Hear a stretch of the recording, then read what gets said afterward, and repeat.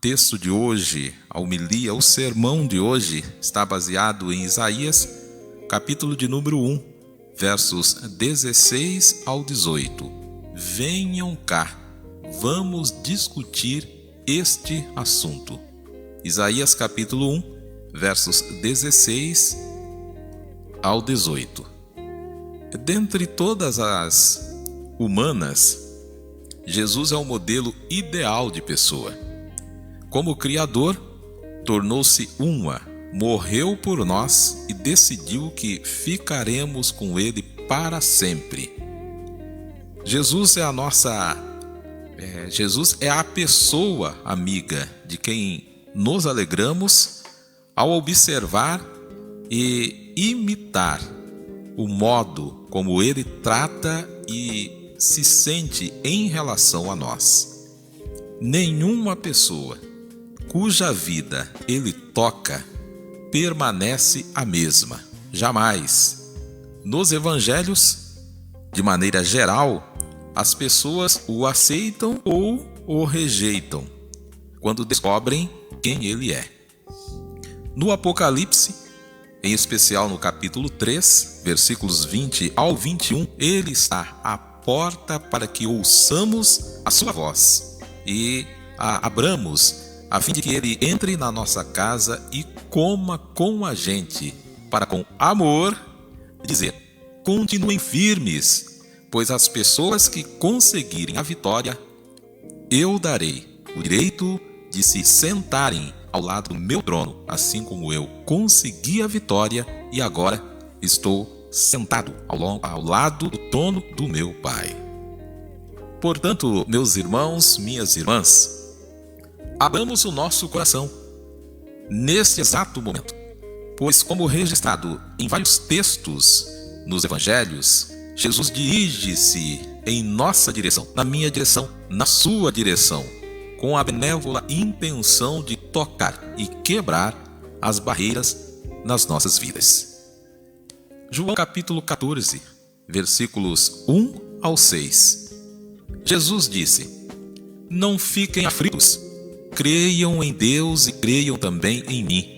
Na casa de meu Pai há muitos quartos, e eu vou preparar um lugar para vocês.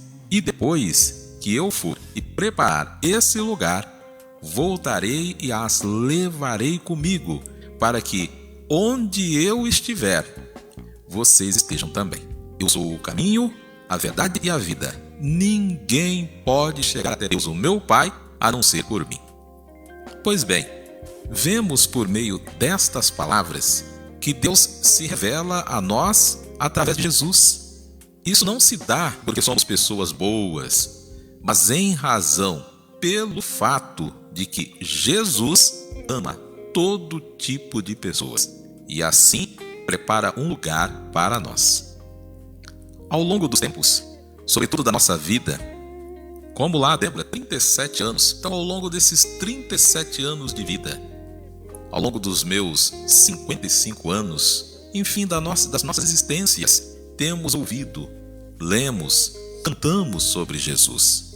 Porém, a missão de Jesus é recebida nas nossas vidas ao compreendermos e vivermos as condições das vidas humana e divina de Jesus.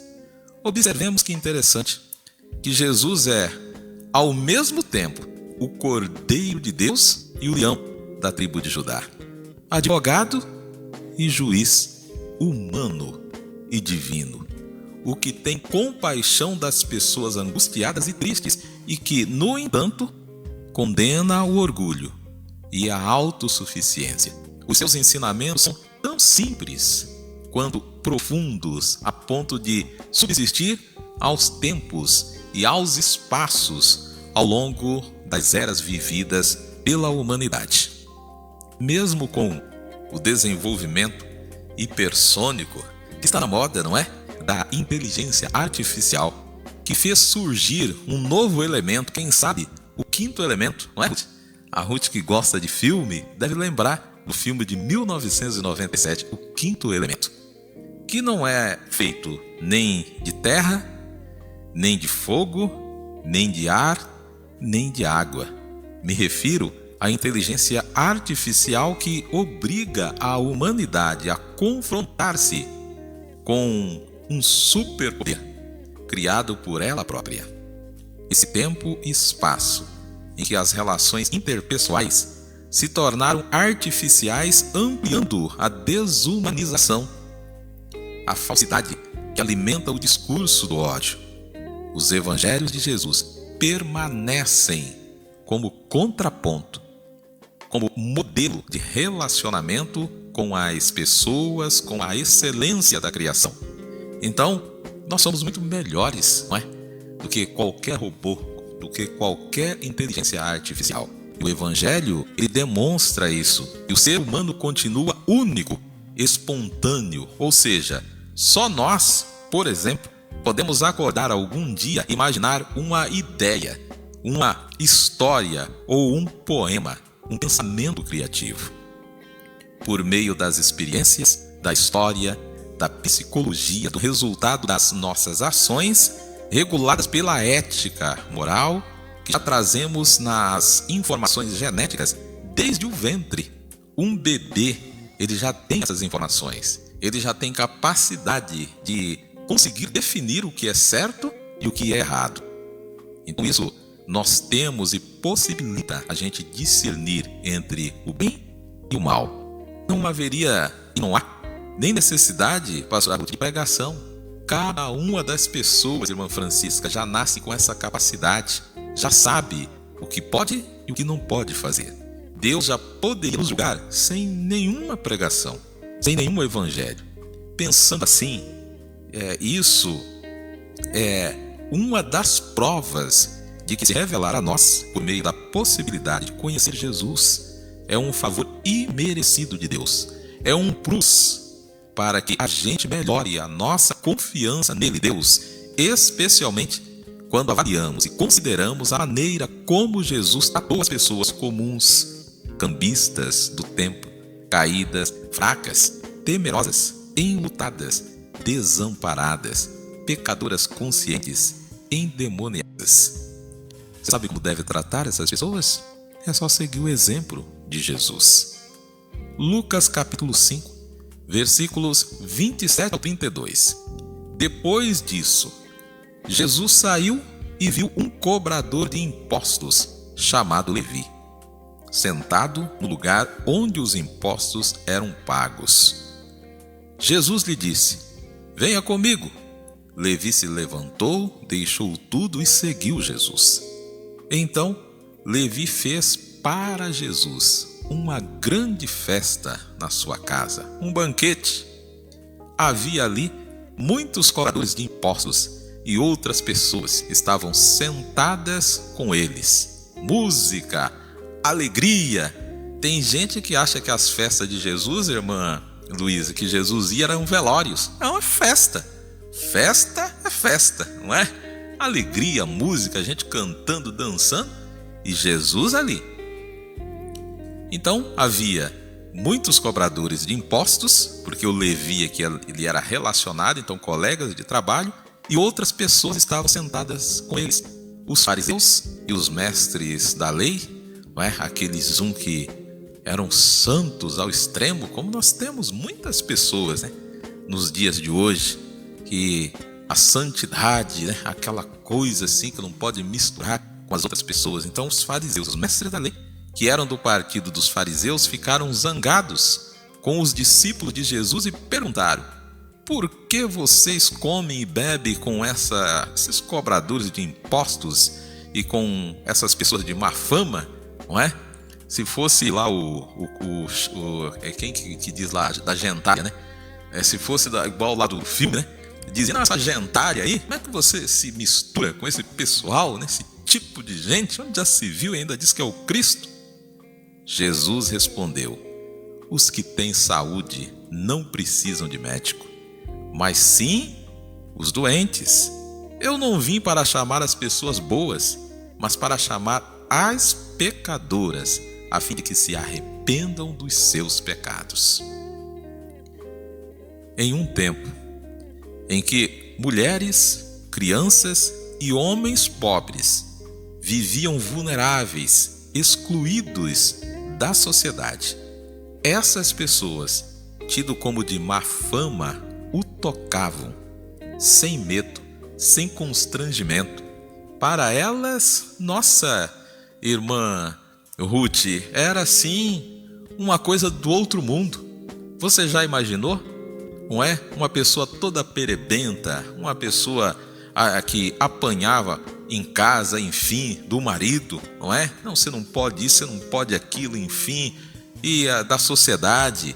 Se ficasse, por exemplo, viúva, não restava outra coisa a não ser se prostituir, não é?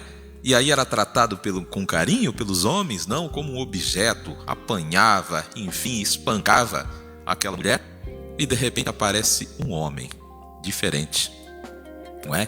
Que valoriza aquela mulher, que valoriza aquela criança, que valoriza o escravo, que valoriza o pobre. Então, as pessoas se sentiam no céu, valorizadas, não é assim? Jesus, em vez de querer moralizar as pessoas, ele tratava com carinho, com amor, porque o que muda as pessoas, irmã Francisca, é o carinho, é o amor, não é a vara, não é o chicote, não é o ódio. Isso não adianta, não é?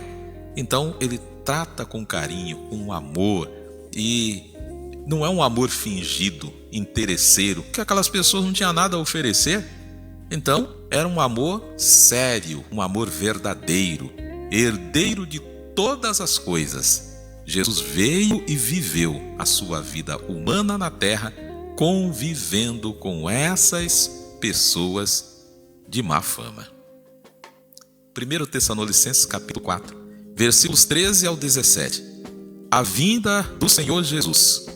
Irmãos, queremos que vocês saibam a verdade a respeito das pessoas que já morreram, para que não fiquem tristes como ficam aquelas que não têm esperança.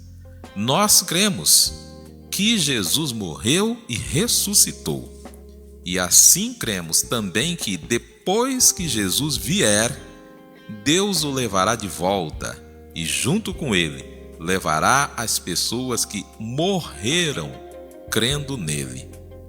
De acordo com os ensinamentos, ou de acordo com o ensinamento de Jesus, afirmamos a vocês o seguinte: nós, as pessoas que estiverem vivas no dia da vinda de Jesus, não iremos antes daquelas que já morreram, porque haverá o grito de comando, e a voz do arcanjo, e o som da trombeta de Deus.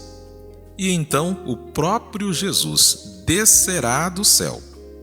Aquelas pessoas que morreram crendo em Cristo ressuscitarão primeiro.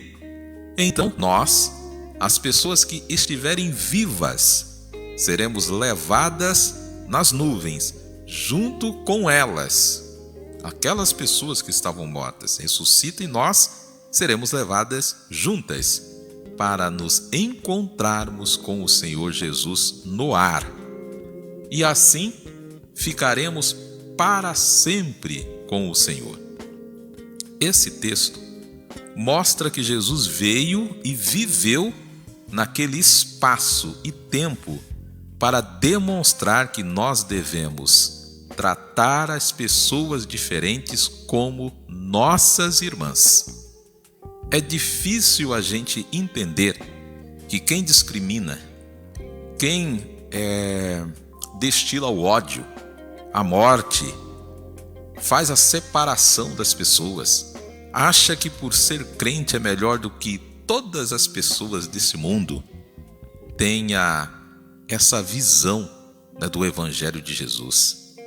Nós precisamos viver nesse espaço e tempo que chamamos de terra e vida, como Jesus viveu, sem discriminação, abraçando todas as pessoas, em especial as pessoas que estão em dificuldades.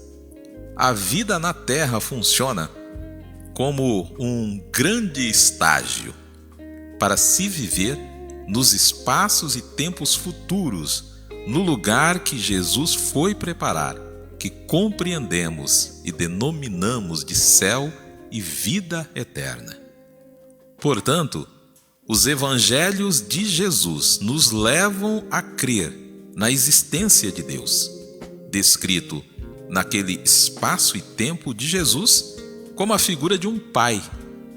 Nesse nosso espaço e tempo, Deus é um ente, uma pessoa que está atenta o tempo todo no sentido de cuidar e proteger o mundo e tudo que nele há, incluindo, claro, a nós. No livro de Isaías, portanto, para a gente concluir, capítulo 1,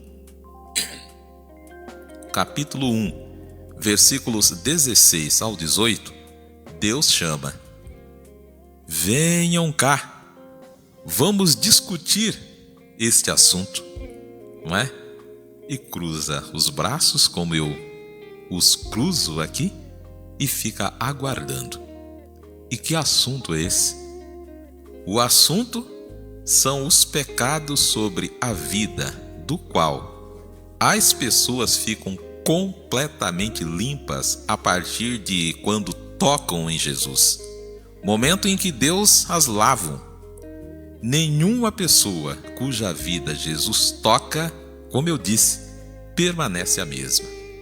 A evidência de Deus na vida das pessoas não está em sair falando línguas estranhas, correr para lá e para cá, ter canelinha de fogo, não é? E outras coisitas mais.